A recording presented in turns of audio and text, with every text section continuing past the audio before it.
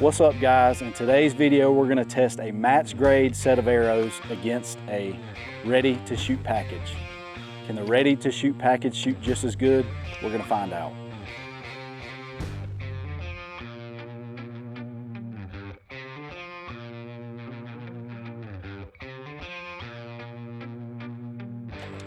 Alright, so in today's video we got a set of Easton. This is the 6.5 millimeter. This is the match grade 340 spine, and this is the arrow I've been shooting for the last few years. And so what I've got on here for components is this is an Easton 75 grain brass insert, and I think this is the standard nock it comes with. I think it's a Easton micro nock, I want to say.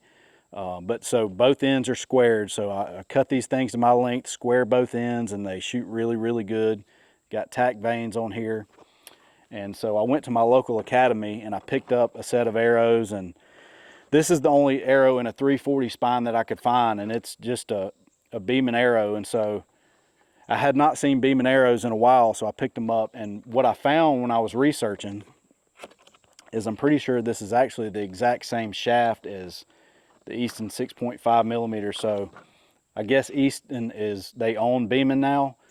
And so this is the only, like I said, this is the only 340 spine arrow that I could find. And so yeah, I think it's the same exact spine, except for I guess this is probably the 6,000 straightness version of this arrow with the Beeman decal on it. So it comes with the boning bully vanes, and it actually comes with a field tip ready to go. And so they're cut longer. They're cut longer than my draw length. So what we're going to do first is we're just going to take these right out of the package, shoot them, see what kind of accuracy we can get. And then what we're going to do is we're going to take this arrow and we're going to cut it down to my spec. So we're going to match up the same components.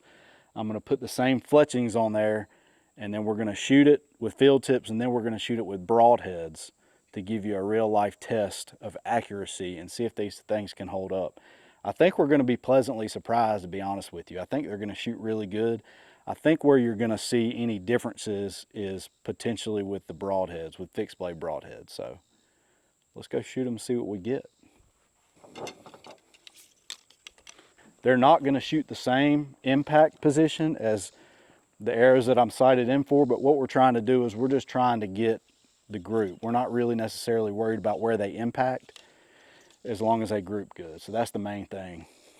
So this should be 50. We're going to test from 50 yards to give you a real life accuracy test. This is 51 right here. All right, let's shoot the match grade set first. See what we get.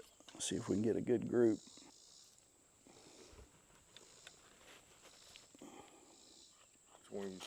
I'm gonna go for the bag, the Morel bag target.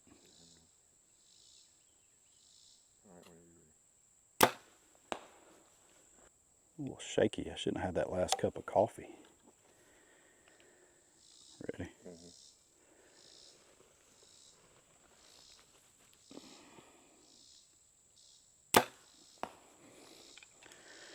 All right, one more.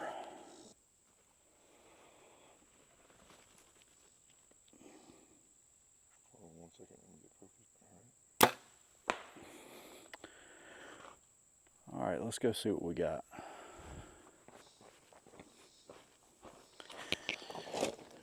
All right, so that's our 50-yard group with the match grade set. Not terrible, but not great. All right, ready to shoot package. Let's look at the length difference. So about 4 inches too long. Have no idea where these are going to hit on the target, but it might hit fairly close. I think weight-wise they're going to match up because I got 75 grain brass inserts on the match grade set, and these are, I'm sure these are just the cheap, maybe 20, 25 grain inserts. Let's find out though. Just a little long.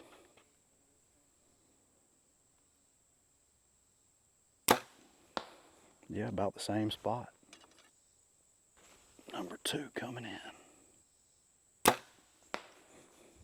Pretty similar impact spots. This bow's tuned So I think that's one of the important things is if you're testing these arrows, make sure your bow is tuned as good as you can get it, because any flaws in the tune are going to throw everything off. Okay, number 3. I don't know, Daniel, looked like it grouped pretty good from right here. Wasn't really expecting that. That's definitely a better group than the match grade set.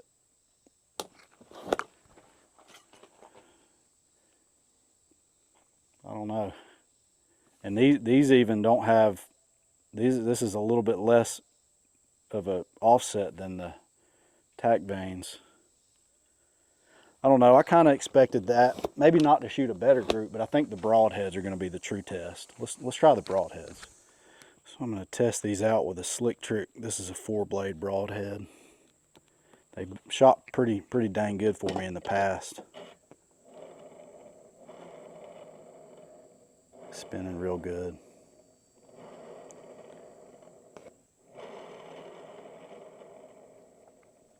Spinning real good. That's one of the keys to shooting a fixed blade broadhead. If you spin this thing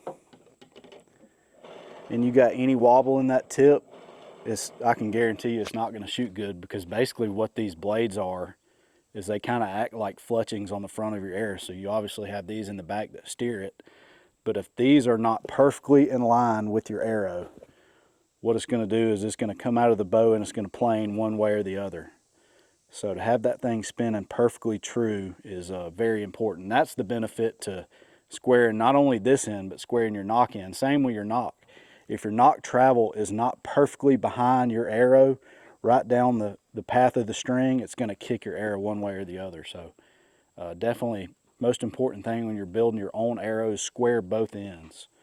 That will help your broadhead flight tremendously. All right, let's go broadhead group, match grade arrow.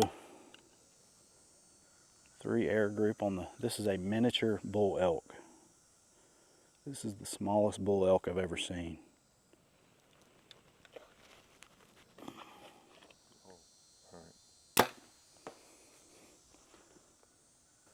Here's number 2.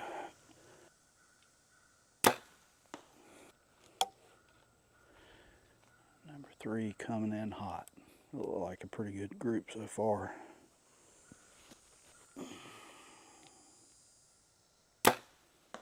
Look good. These things are flying pretty nice. Not a terrible group. Fixed heads at 50 yards.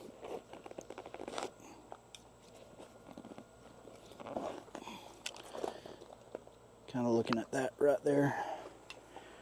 All right, let's do the grab and goes.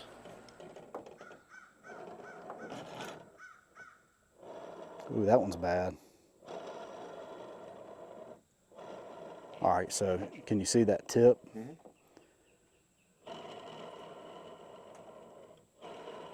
Look at the knock end of it too. So this is the main difference in a 1/1000th straightness and a 6/1000th or whatever this is. Look how wobbly that end is, and look at the wobble on the broadhead.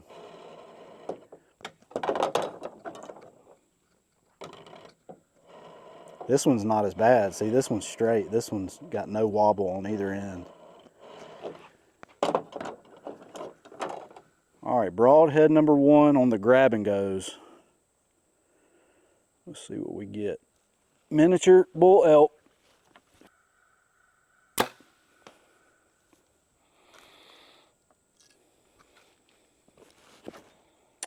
Not bad. Number 2. Ooh, that one wasn't good. That thing did all kind of crazy stuff in flight. Could you see it at all? It danced like that.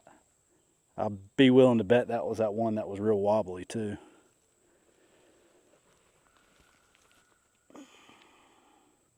Let's see what we got. All right, so we got a little bit bigger group here, and I felt like I executed good shots on all these. And this was kind of my prediction, that you probably aren't going to see as much of a difference, but when you screw a broadhead on, when you screw that extra set of fletchings on that are going to guide this arrow on the front of it, that's when you're going to start seeing imperfections with a less straight arrow. So a little bit bigger group with the fixed blades.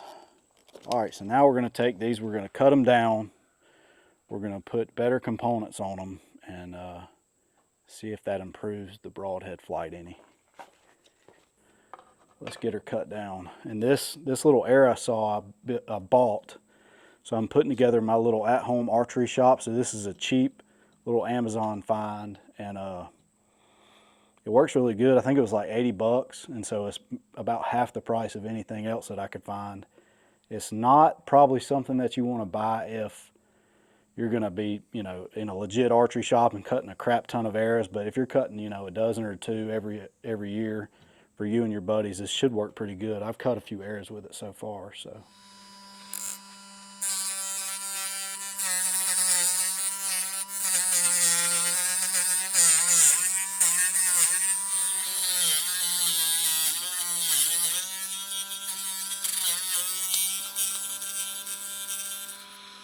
All right, so we got our arrows cut down to length. Now we're going to square each end. So this is, in my opinion, one of the most important parts of building a quality arrow, is to square each end. So I'm just going to hold my finger down on the front end, not put too much pressure, not put too much down pressure on either end of the arrow right here. I just put it right here and then kind of push forward on it.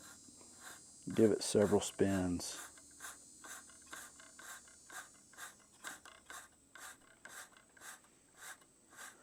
So that way when you put your nock or your arrow in, everything seats perfectly. That's pretty good. So we got a little bit of acetone here, and so what I'll do is I'll take my Q-tip, just kind of dab it in the acetone, and then we'll run in the insert end, and then I'll run the dry end down in there. And now we're ready for our insert. And what I typically like to use is this original Gorilla Glue. This has worked really good, but for time's sake, we're going to go with the Loctite Super Glue. This is the Ultra Gel. This is what I use for fletchings, and it works really, really, really good. I've shot through multiple bag targets and had to rip my arrow out the back side, and I've never lost a fletching. So we're gonna use this for the inserts today as well. Put it in, give it a spin. That's a tight fit there. Give it a push. Clean off the end. You're ready to go. That's already probably honestly tight enough to shoot. All right, so now what I do is take you a little acetone, dab it on the paper towel. We're gonna clean this end of the arrow, get all the residue off, get all the oils from your hands. Just wipe it clean. Now, you don't touch this end of the arrow again with your hand, because you'll just leave oil on there. So we're gonna put that in there. Get us a little dab of acetone on there and just run it down the vein. So tack vanes, they sell their primer pen and they sell their adhesive, but I've been using acetone the same way, and I've had pretty good luck with it. So now we'll run us a little bead of glue. It doesn't take much. I usually just dab a little bit down the length of the arrow, leaving a little space on the front and the back. Then I'll just kind of spread it out through the trough. Spread it out real good. Then onto the arrow we go.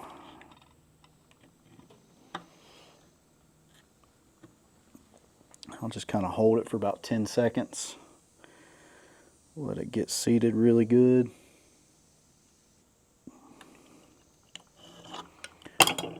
on there.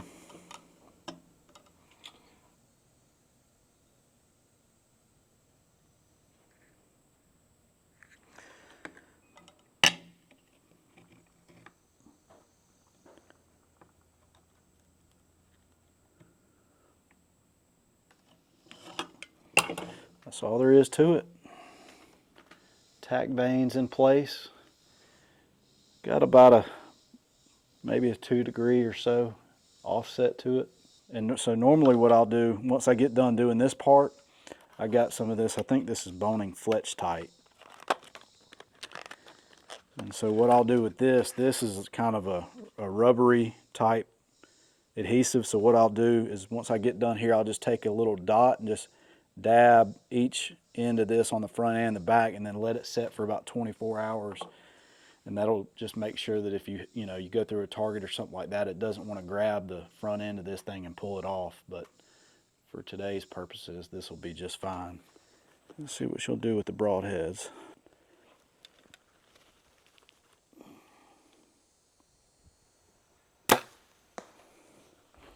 A little dancing there. Not perfect air flight.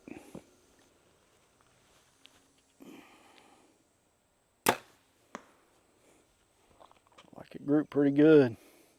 See what we got. Not terrible. Only being 2 errors, it could have been me. So let's shoot one more group for consistency and see what we get.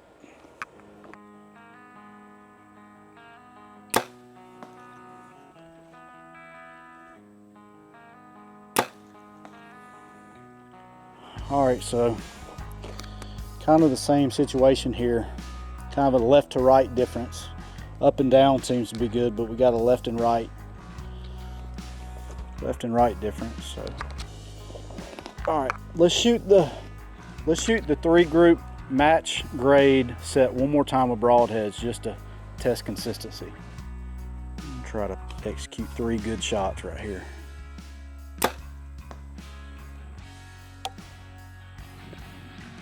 I can definitely notice on the match grade set that my flight is a lot better. I'm not getting any kind of crazy swirling or dancing. Everything's just real nice coming out of the bow. So that may be a difference that you see with straighter arrows. All right, so not bad. I think I kind of released a little high on this one right here, but all right, so fixed blade Broadheads, match grade arrows versus cheap grab and go arrows, standard and cut to my length with the same components. You be the judge. I don't know. I think with field tips, I don't think that you're going to see a ton of difference, especially when you square both ends, put nocks in, fletch them. I don't think you're going to see a ton of difference. I think you could see a lot of difference when you shoot fixed heads out to 50 and beyond. I know especially in the elk world, a lot of guys will shoot, 50 to 100 yards with fixed blade Broadheads. I think with a less straight arrow, you will see a little bit of a difference. So, you make your own opinion. I think it's mainly a confidence thing for me. When I know that I have the best arrow that I can possibly buy and I've built it as good as I can possibly build it, in my mind, I have the most confidence going out into the woods. So, thanks guys for watching this video. Hope this helps you make a decision on what kind of arrows you want to shoot this year. But the main thing is build your own equipment, take your time building, and get out and practice. So see you guys in the next video.